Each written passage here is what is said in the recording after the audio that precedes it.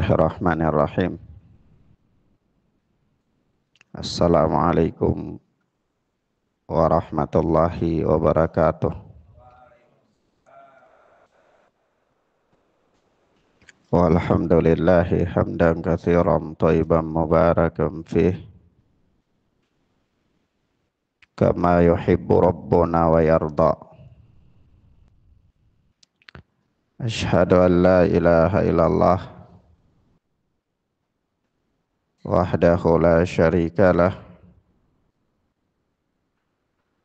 wa asyhadu anna Muhammadan abduhu wa rasuluh sallallahu alaihi wa ala alihi wa ashabihi wa man sara ala nahjihi ila yaumil qiyamah. Amma ba'd. Akhwana fiddin, a'azzani Allah wa iyyakum. Kita masih dengan kitab Aqidah Salaf Ashabul Hadis.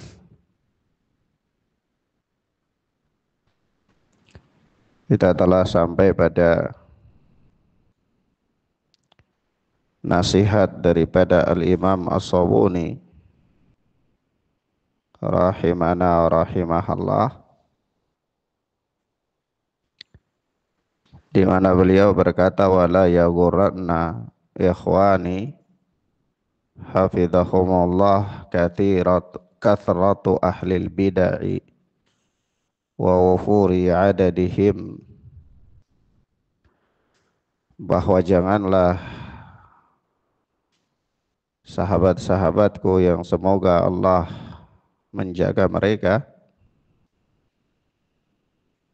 janganlah sekali-kali mereka terperdaya oleh banyaknya ahlul bid'ah dan melimpahnya jumlah mereka. Fa inna wufura ahlil batil wa qillata adadi ahlil haqq min alamati iqtirabil yaumil haqq. Karena banyaknya ahlul batil dan sedikitnya ahlul haq adalah merupakan tanda-tanda telah dekatnya hari kiamat. Idzir Rasulul Mustafa sallallahu alaihi wasallam qala, karena Rasulullah sallallahu alaihi wa alihi wasallam bersabda, inna min alamati sa'ah wa iqtirabiha an yaqillal ilmu wa yakthural jahl. Sesungguhnya tanda-tanda telah dekatnya hari kiamat itu adalah sedikitnya ilmu dan banyaknya al-jahal, kebodohan. Kata Imam As-Sabuni, wal ilmu huwa as-sunnah wal jahlu huwa al-bid'ah. Ilmu yang dimaksudkan adalah sunnah, sementara al-jahal, kebodohan, yang dimaksudkan adalah al-bid'ah. Jadi tanda-tanda dekatnya hari kiamat itu sedikitnya sunnah dan banyaknya bid'ah. Wa qala sallallahu alaihi wasallam, dan Nabi sallallahu alaihi wasallam juga bersabda, innal imana la ya'rizu ilal madinah kama ta'rizul hayyatu ila hujriha ila juhriha. Jadi sesungguhnya iman itu akan kembali berlindung di kota Madinah sebagaimananya kembali ular berlindung di sarangnya. Wa qala sallallahu alaihi wasallam, dan Nabi sallallahu alaihi wasallam bersabda, la taqumus sa'atu fil ardi ahadun yaqulu Allah. Itu tidak akan terjadi kiamat sampai di muka bumi ini. Selama di muka bumi ini masih ada orang yang berkata Allah, Allah. Ini orang yang masih mengucapkan kalimat la ilaha illallah.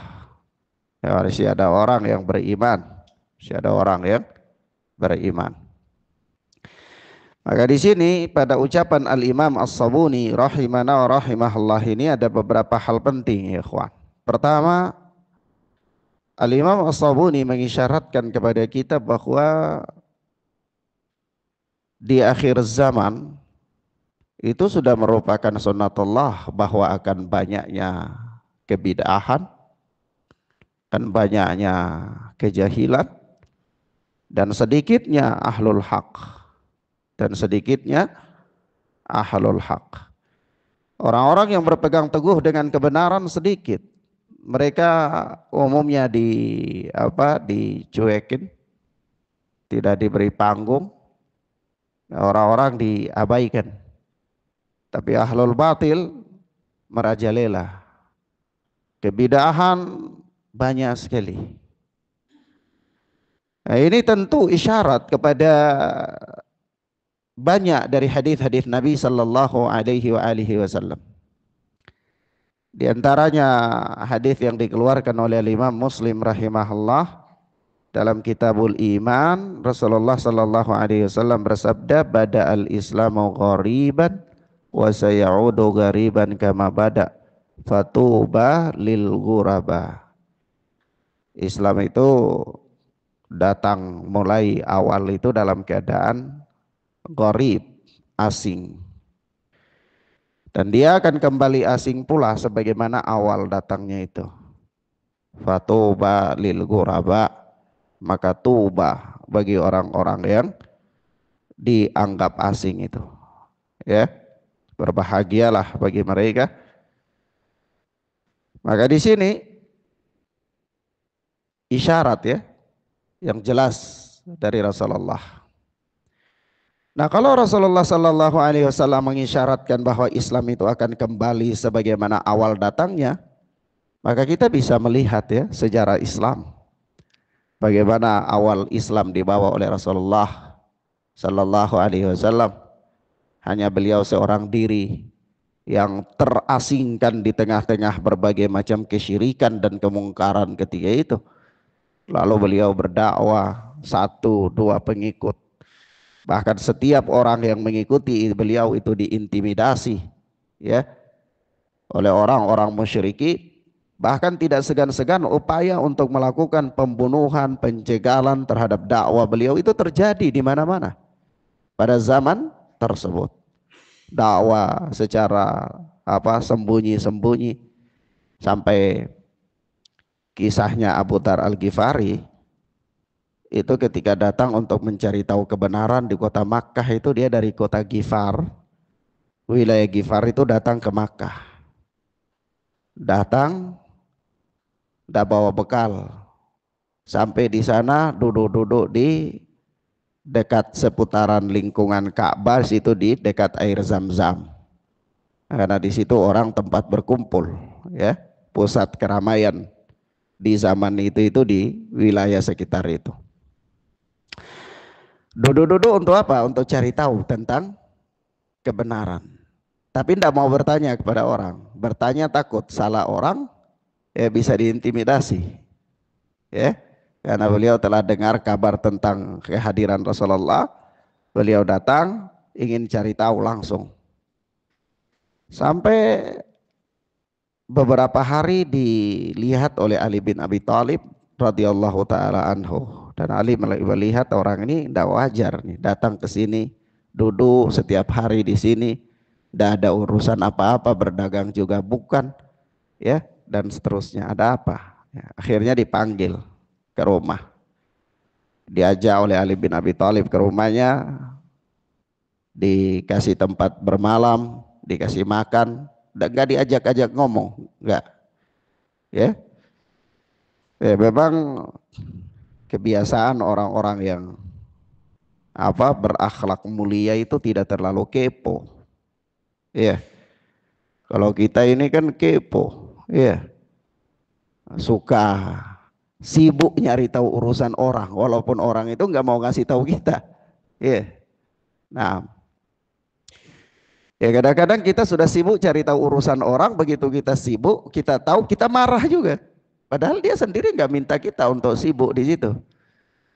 Sibuk baca status orang, sibuk baca apa apa apa itu kalau di Facebook itu kan dia tanya apa yang Anda pikirkan gitu ya. Jadi orang nulis yang dia pikirkan di situ, ya kita lihat, ya kita marah-marah. Padahal dia nggak suruh kita baca. Itu saking keponya kita. Iya. Yeah. Nah, tapi ini Ali bin Abi Thalib radhiyallahu taala anhu itu tidak ajak ngomong, tidak berdiskusi, sekedar makan, kasih tempat tidur. Menjelang lewat beberapa hari, setelah Ali bin Abi Thalib lihat ini orang kayaknya ada sesuatu tapi takut ngomong, barulah diajak sama Ali bin Abi Thalib ngomong. Apa gerangan Anda datang ke sini? Maka diterangkanlah oleh Abu Dar. Maka kata Ali bin Abi Thalib, ya sudah, besok saya ajak engkau ketemu orangnya, ya, Nabi Shallallahu Alaihi Wasallam. Tapi ingat, engkau berjalan itu di belakang saya, tidak boleh jalan sama-sama. Jalan di belakang saya. Nanti kalau misalnya saya tunduk itu memperbaiki sendal, itu berarti nggak beres. Kamu langsung mutar jalan, pergi sudah, nggak usah ikut. Ya, nggak beres. Tapi kalau tidak ada masalah, ya jalan terus, kamu ikut terus. Nah, sampailah ketemu Rasulullah Sallallahu Alaihi Wasallam. Poin yang ingin saya sampaikan di sini adalah bagaimana gentingnya kondisi ketika itu, ya. Orang yang mau ketemu Rasulullah saja harus sembunyi-sembunyi, takut, ya. Dan ingat ketika Abu Dar Al-Ghifari bertemu dengan Rasulullah, Rasulullah ajarkan ajarkan Abu Dar Al-Ghifari itu beberapa ayat Al-Quran, dan Rasulullah suruh pulang ke kampungnya. Sudah, kembali ke kampungmu, ke kabilahmu, tapi ingat, keluar dari sini gak boleh ngomong ke penduduk Makkah ini bahwa kau ketemu saya dan kau sudah tetap menerima dakwah Islam. Kata Abu Dar, kenapa ya Rasulullah, ini perintah. Kata Rasulullah, enggak, ini saya khawatir. Ini kondisi ini kita masih lemah, ya. Nanti kalau engkau kasih tahu, ya engkau bisa diintimidasi sama orang Makkah ini. Kata Abu Dar, oh gitu, ya sudah, pulang. Keluar dari rumah Rasulullah, bukannya pulang ke kampungnya, tapi berdiri di dekat Ka'bah dan umumkan, ya ayyuhan nas, wahai manusia, saya sudah masuk Islam. Ya. Dihajar babak belur, dihajar babak belur, ya ditolonglah sama siapa, paman Rasulullah, Hamzah radhiyallahu taala anhu. Apa kata Hamzah? Kalian mukul orang ini, nanti kalau kalian berdagang itu lewat di kampung mereka, hati-hati. Kalau dia palang jalan gimana? Gitu. Wah, akhirnya orang-orang ya udah bubar. Abu Dar udah babak belur, pulang ke kampungnya. Ya, subhanallah. Nah ini begitulah orang di zaman itu. Jadi kalau ada zaman sekarang ini dakwah baru sekedar dilarang-larang sedikit aja sudah heboh seantero bumi, itu kelihatannya terlalu cengeng juga, terlalu lebay. Ya, biasa dakwah diusir, dakwah itu biasa saja, tidak usah terlalu lebay. Ya. Nah, kenapa? Karena pendahulu kita telah mengalami persoalan-persoalan seperti itu. Dan antum lihat Syekh Muhammad bin Abdul Wahhab rahmatullah alaih, itu sampai diusir dari negeri, berangkat ke Diriyah. Dalam perjalanan itu ya sudah seorang diri berangkat sampai di diri ya, baru Allah memantapkan dakwanya di sana.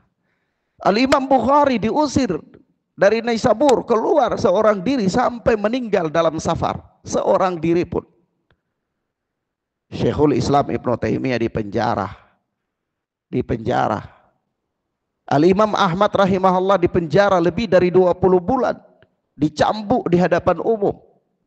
Biasa. Tapi mereka enggak heboh, ya. Mereka tidak memprovokasi umat ya untuk ramai-ramai membuat sebuah trending topik yang sedemikian hebatnya. Nah, biasa saja. Kenapa?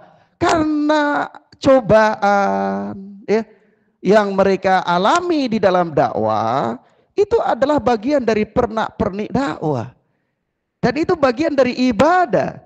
Nah, orang sedang beribadah dia mendapatkan kesusahan-kesusahan dalam ibadah, ya wajar saja, nggak usah jadi trending topik, biasa.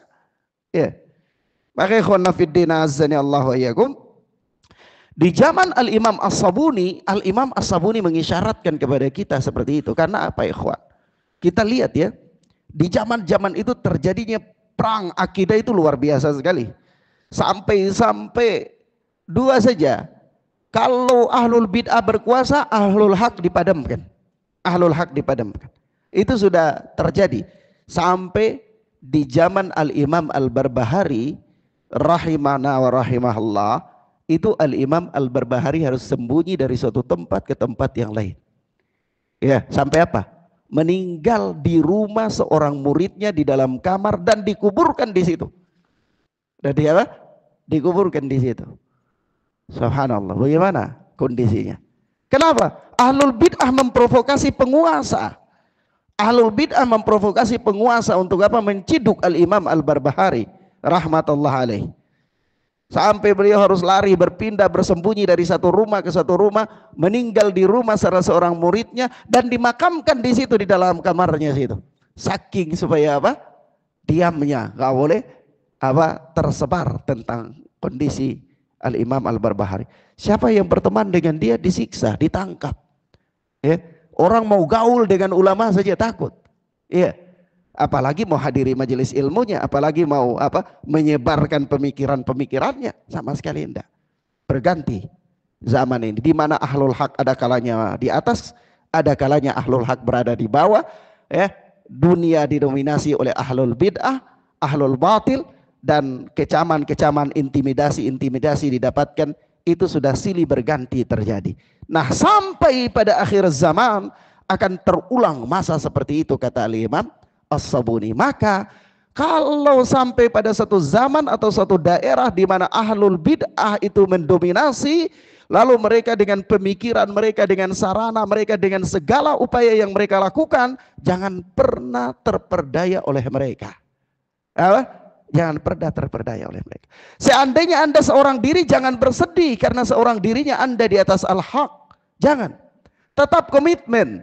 Kenapa? Karena itu merupakan bagian dari proses manusia menuju hari kiamat. Manusia menuju hari kiamat. Tapi Anda tetap berada di atas kebenaran, karena Islam ini datang dalam keadaan asing yang demikian, dan Islam akan kembali dalam keadaan asing pula. Rasulullah mengatakan fatuba lil ghuraba. Maka tuba bagi orang-orang yang dianggap asing tersebut. Iya. Ada yang tuba itu, ada yang menafsirkan dia suatu tempat di surga, ada yang menafsirkan berbahagia secara bahasa. Iya. Nah, maka ini yang pertama. Yang kedua, ikhwan fiddin azani Allah wa iyyakum, Al-Imam As-Sabuni mengisyaratkan kepada zaman ini dia makin hari akan semakin menurun kualitas orang-orang yang beriman dan berilmu. Yaitu akan semakin hari semakin sedikit. Semakin hari semakin sedikit. Sebab itu kalau kita baca ya riwayat-riwayat di dalam bab ini ya, Al-Imam di dalam Al-Imam Al-Baghawi di dalam Syarh Sunnah Al-Baghawi itu beliau tebal, ada berapa jilid, ada 8-9 jilid Syarh Sunnah Al-Baghawi itu. Ada satu bab Itu satu kitab beliau dalam satu bab, kumpulan bab-bab itu beliau beri nama Kitabul Ilmi. Di dalam Kitabul Ilmi itu beliau menyebutkan sejumlah riwayat dengan sanad-sanad, perkataan-perkataan para ulama, mulai dari hadis sampai para sahabat sampai para imam-imam tentang bagaimana keterasingannya ilmu dan ahlul ilmi. Sampai-sampai Ibnu Mas'ud berwasiat kepada kita begini, alaikum bil ilmi qabla an yuqbada. Ya, kalian itu harus belajar sebelum ilmu itu dicabut oleh Allah. Wa qabduhu an yudhaba bi ashabih. Dan dicabutnya ilmu itu adalah dengan perginya ahlinya, yaitu wafatnya ahlul ilmi tersebut. Alaikum bil ilmi fa inna ahadakum la yadri mata yuftaqaru ilaih au yuftaqaru ila ma indah. Kalian itu harus belajar, karena salah seorang di antara kalian itu tidak tahu kapan dia butuh ilmu yang dia pelajari itu. Ya, yang jelas belajar ilmu itu bermanfaat. Walaupun hari ini antum belum sanggup untuk mengamalkan apa yang antum pelajari, ya. Hari ini kita belajar tentang puasa, kita belum masuk bulan Ramadan.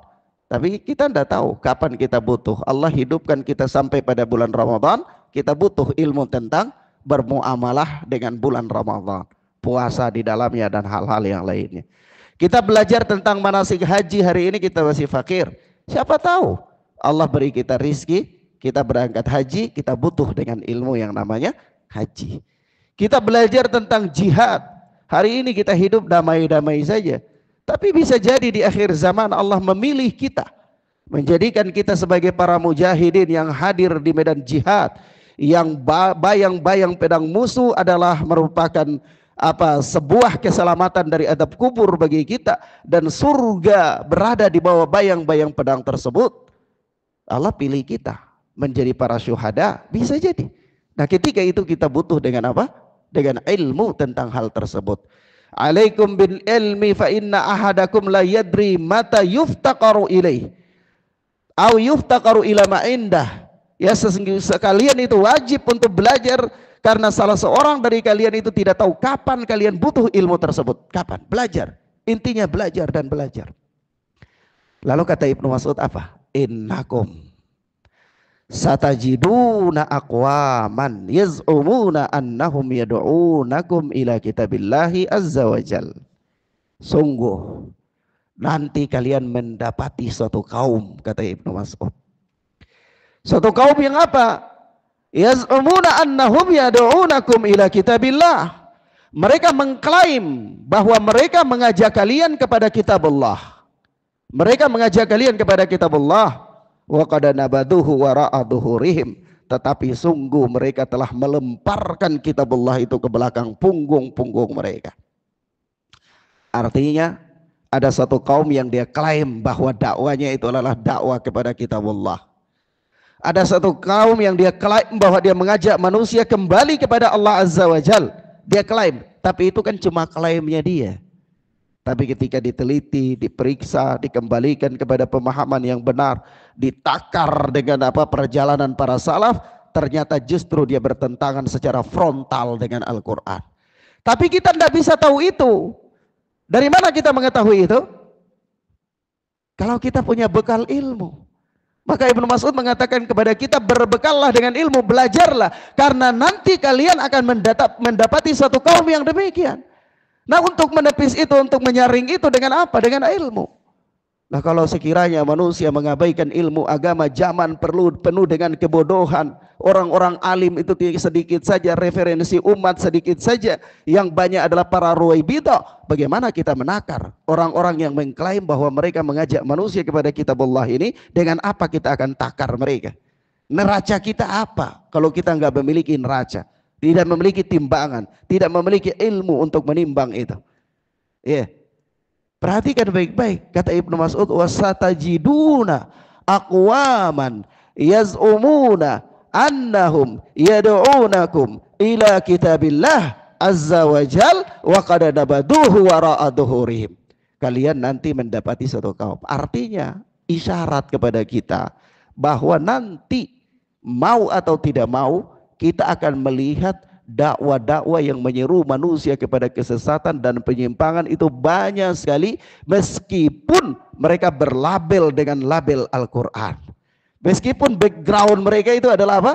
Mengajak manusia kepada Al-Quran, mengajak manusia kepada sunnah. Walaupun itu yang dia pakai, dia kemas, walaupun casingnya demikian, tetapi hakikatnya nabaduhu wara'aduhurihim, mereka telah membuang Al-Quran itu ke belakang punggung mereka. Artinya pengamalan dan pemahaman Al-Quran yang mereka serukan ternyata bertentangan dengan pemahaman dan pengamalan yang benar. Nah, Bapak Ibu ikhwan, itulah keterasingannya Islam.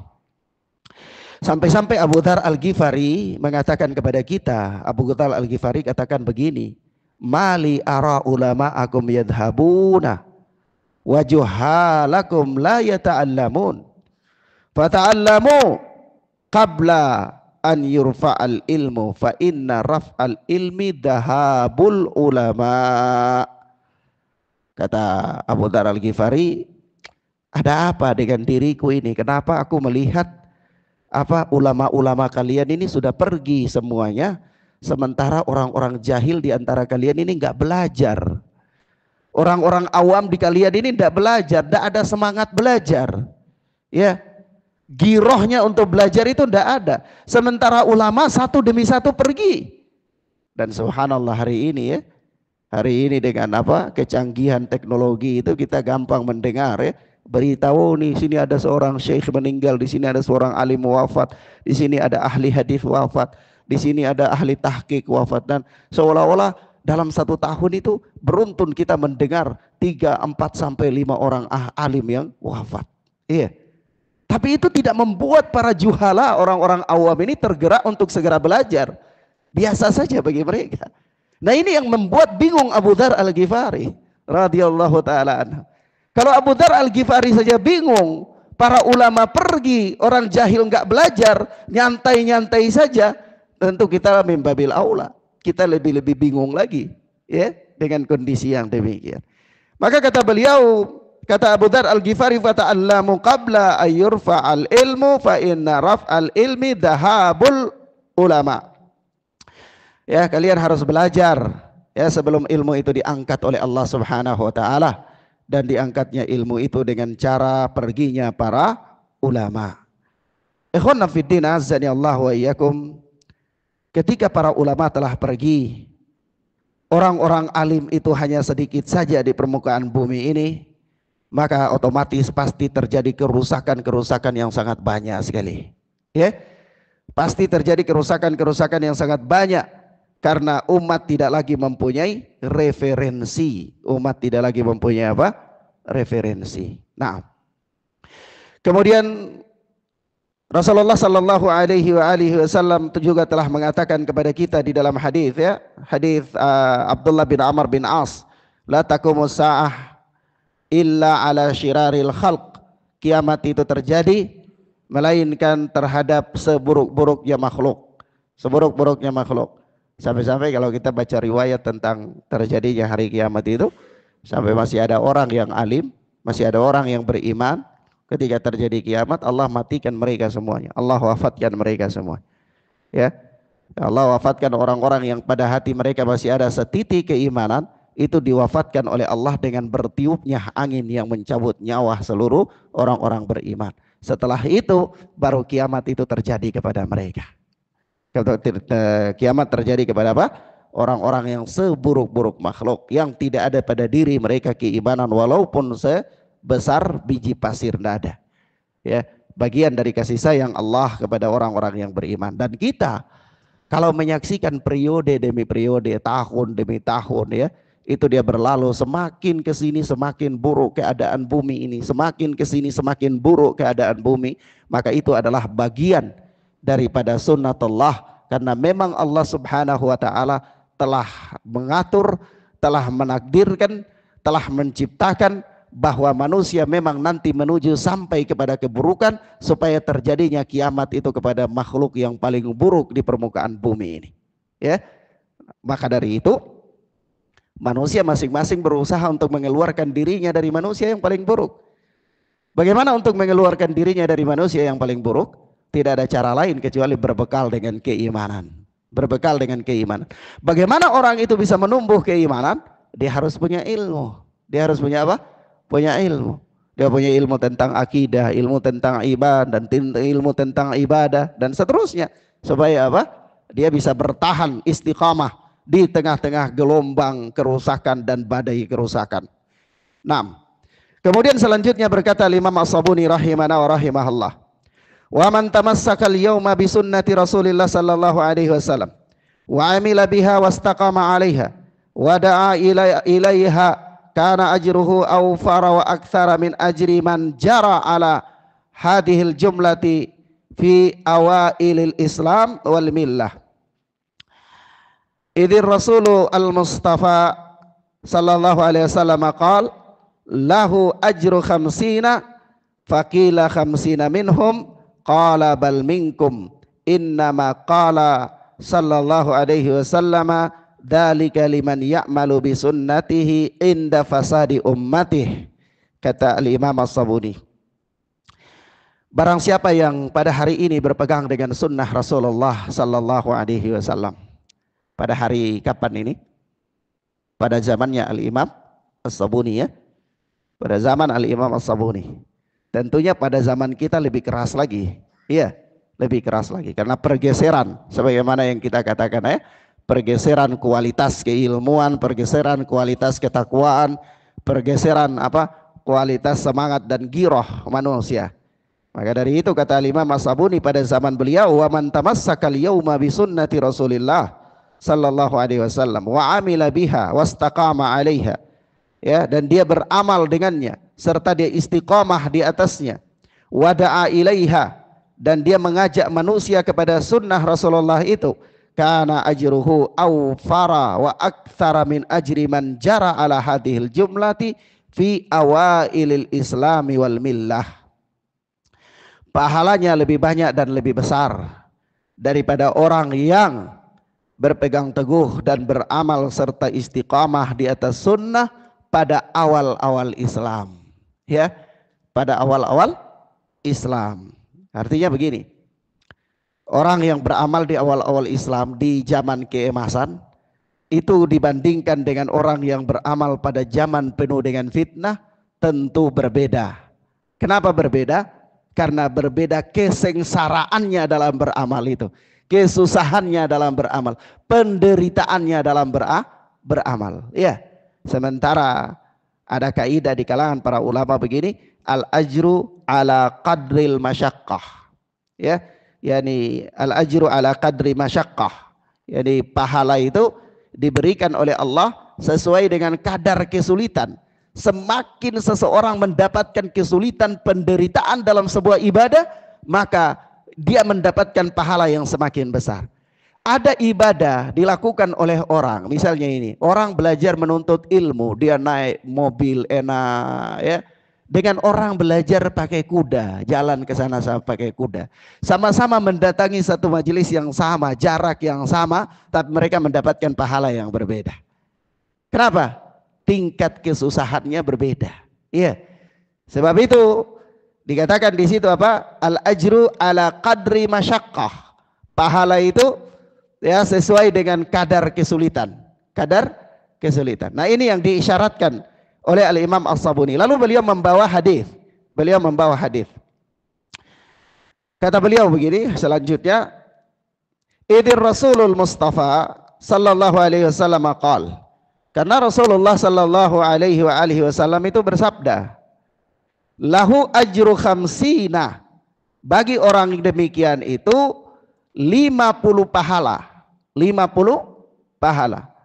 Faqila khamsina minhum, maka para sahabat bertanya, 50 pahala itu dari mereka, di antara mereka.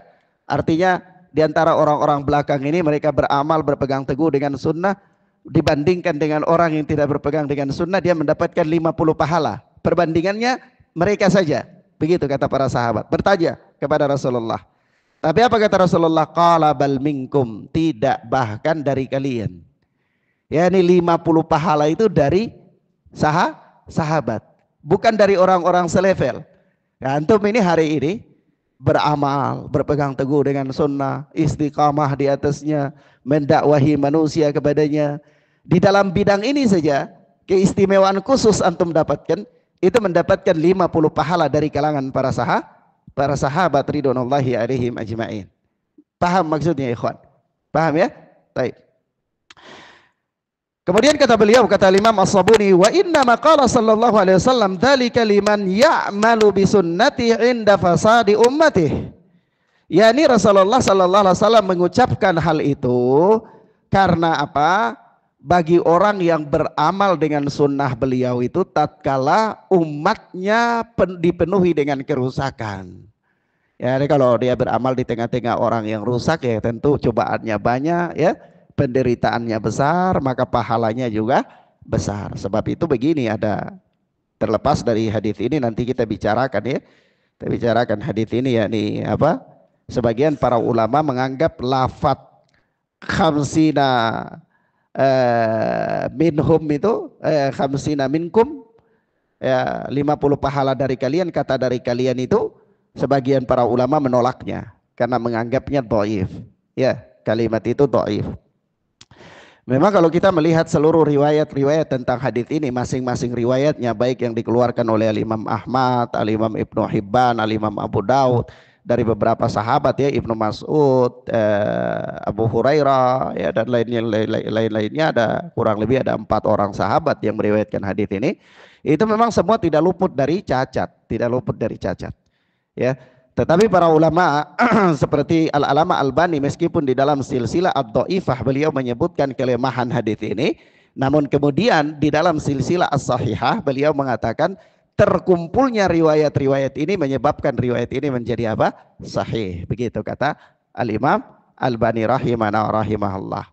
Ya, ala kulli hal, kalau kita melihat, ya, penjelasan para ulama seperti Al-Imam Ibnu Abdil Bar, ya, kita lihat juga penjelasan Ibnu Rajab Al-Hambali, ya, kita lihat juga penjelasan Al-Imam An-Nawawi, penjelasan Al-Imam Ibnu Qudamah, itu rata-rata mereka menerima hadis ini, dan mereka punya penjelasan khusus, ya, terhadap hadis ini. Tetapi ala kulli hal, ana ingin katakan di sini, ada satu hadis yang dikeluarkan oleh Imam Ahmad dari sahabat Ibnu Umar radhiyallahu taala anhu, meskipun para ulama berselisih juga tentang sanadnya karena katanya dia adalah terputus di sahabat, tetapi Al-Alama Albani menghasankan riwayat tersebut, yaitu Al-Imam Ibnu Katsir rahimahullah ketika menafsirkan firman Allah, wa ta'awanu 'alal birri wat taqwa wa la ta'awanu 'alal itsmi wal udwan, ya, tolong menolonglah kalian dalam kebajikan dan ketakwaan, dan janganlah kalian tolong menolong dalam dosa dan permusuhan. Itu beliau membawa sebuah riwayat, kata riwayat yang dibawakan di situ oleh Al-Imam Ibnu Katsir tanpa sanad, ya, langsung aja dari Ibnu Umar. Biasanya Ibnu Katsir itu dalam tafsir Ibnu Katsir itu membawakan riwayat dengan sanad, ya. Riwayat ini beliau sebutkan tanpa sanad, itu kata Rasulullah sallallahu alaihi wasallam, al-mu'minu alladhi yukhalitun nasa wa yasbiru ala adahum a'zamu ajran minal ladina la yukhalitun nasa la yukhalitun nasa wa la yasbiru ala adahum. Seorang mukmin yang yukhalitun nasa wa yasbiru ala adahum, dia bergaul di tengah-tengah manusia dan dia bersabar atas gangguan-gangguan manusia. Ya, ini semakin berat ujian yang dia dapati. Dia berkumpul dengan mereka, di tengah-tengah mereka itu rusak. Orang itu rusak. Dia bersabar dalam mendakwahi mereka. Nah, tentu berkumpul dengan orang-orang yang rusak, orang yang jahil, orang awam, orang yang enggak beradab, itu kadang-kadang merasa tersakiti. Orang nggak beradab, orang jahil itu nggak tahu adab. Ya, sebab itu orang-orang Badui kalau datang kepada Rasulullah, itu para sahabat jengkel karena adab mereka buruk di hadapan Rasulullah. Coba antum datang-datang, ya Muhammad, akhbirni anis-sa'ah, ya Muhammad, sampaikan kepada saya apa itu, kapan datangnya kiamat. Sahabat marah. Marah karena apa? Bicaranya suaranya keras, ya. Cara bertanya ada sopan santun. Ya, jadi sahabat kadang itu marah, tapi kadang mereka bahagia juga. Mereka bahagia kenapa? Hal-hal yang mereka takut segan tanya kepada Rasulullah itu ditanya oleh Badui. Akhirnya mereka mendapatkan Faedah dari pertanyaan-pertanyaan Badui. Sampai-sampai ada Badui datang itu keliling rumah-rumah Rasulullah dan berteriak, ya Muhammad berteriak. Ya, keliling rumah-rumah Rasul sallallahu alaihi wasallam. Sampai apa? Ada kan ayat turun la tarfa'u sautakum fauqa la tarfa'u aswatakum fauqa sautin nabi ya. Nah, jangan kalian apa? Meninggikan suara-suara kalian di atas suara Nabi sallallahu alaihi wasallam, surat Al-Hujurat ya. Nah, ala kulli hal begini, hidup di tengah-tengah orang yang demikian itu tentu kita mendapatkan penentangan, mendapatkan perlakuan-perlakuan yang gak sopan, ya, mendapatkan etika-etika yang memang gak benar, gak baik. Itu tentu berat sekali. Tapi apa kata Rasulullah? Orang bersabar di situ dalam rangka tetap mendakwai manusia-manusia yang seperti itu, latar belakang yang berbeda-beda, temperamental yang berbeda-beda, pengetahuan yang berbeda-beda, ya, hadapi mereka dengan karakter yang berbeda-beda itu, dia bersabar dalam tetap rangka mendakwahi mereka. A'dhamu ajran minal ladzina la yukhalitun nasa wa la yasbiru ala adahum. Pahalanya lebih besar dari orang yang tidak bergaul dengan mereka dan tidak bersabar atas gangguan mereka. Poinnya yang ingin Anda sampaikan di sini adalah bukan persoalan dakwanya, tapi persoalan bersabar ketika beramal di tengah-tengah manusia yang rusak. Ya, antum beramal diganggu, antum pakai celana cingkrang, ini enggak kebanjiran. Ya, antum jenggotan dibilang apa? Kambing. Ya, macam-macam sudah. Jadi apa namanya? Tekanan, gangguan, mendapatkan perilaku yang buruk. Nah itu yang ingin Anda katakan. Nah, ketika di masa-masa keemasan Islam, gangguan-gangguan seperti ini tidak ada. Ya, orang pakai cadar nggak ada. Zaman sekarang orang pakai cadar dibilang ninja, ya, ninja Hattori. Ya, orang apa namanya, macam-macam. Ya, tentu di zaman keemasan Islam tidak mendapatkan hal itu. Tapi begitu zaman ini ahlul bid'ah telah banyak, antum beramal itu berat sekali, mendapatkan penghinaan, mendapatkan tekanan dan seterusnya. Di dalam bab ini ada apa namanya perkataan yang bagus ya, perkataan yang bagus dari sahabat dari seorang imam yang bernama Fudail bin Iyad. Fudail bin Iyad itu pernah berkata begini, al-muttabi'u li sunnati kal qabid alal jamar wa huwa al-yawmu a'azzu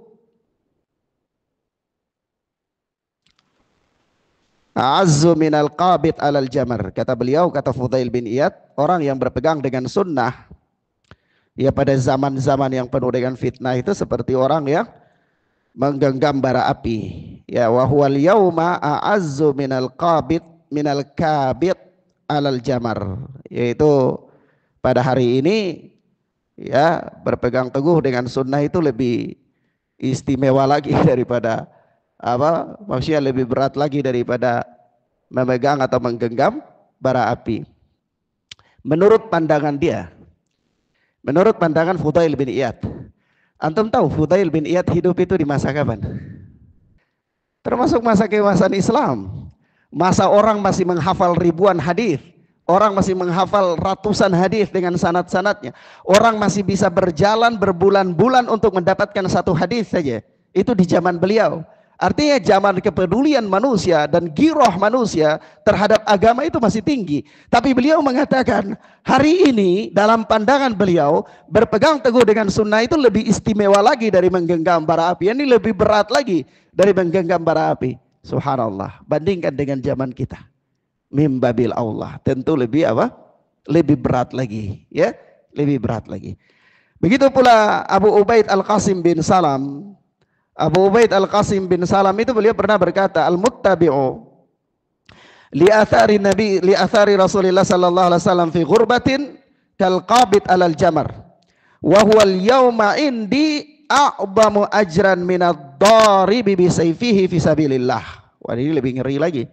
Abu Ubaid Al-Qasim bin Salam ini seorang ulama besar.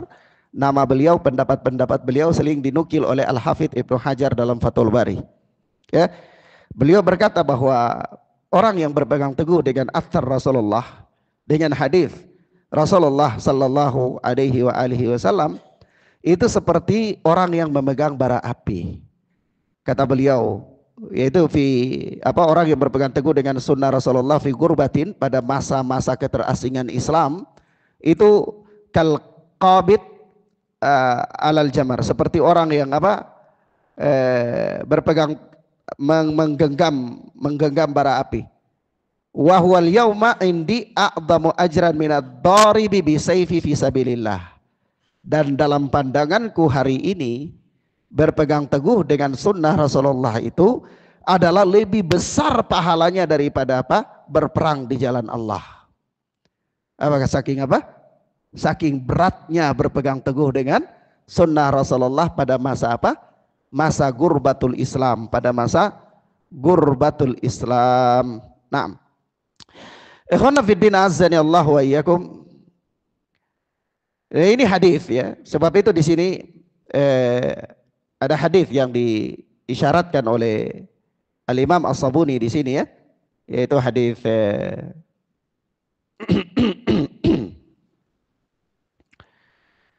di antaranya adalah hadis yang diriwayatkan oleh Al-Imam Abu Dawud, At-Tirmidzi, Ibnu Majah, diriwayatkan dari sahabat Abu Hurairah radhiyallahu taala anhu, yaitu Rasulullah sallallahu alaihi wasallam bersabda, inna min waraikum ayyamas sabri lil mutamassiki fihinna yauma idzin bima antum alaih ajru khamsina minkum.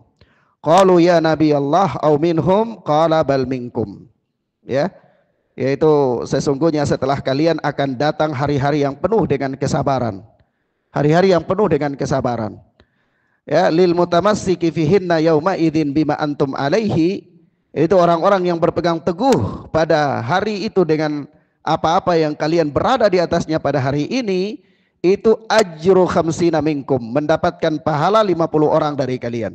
Qalu ya Nabi Allah, para sahabat bertanya, wahai Nabi Allah, au minhum, atau dari mereka? Qala bal minkum, Nabi sallallahu alaihi wasallam mengatakan bahkan dari kalian.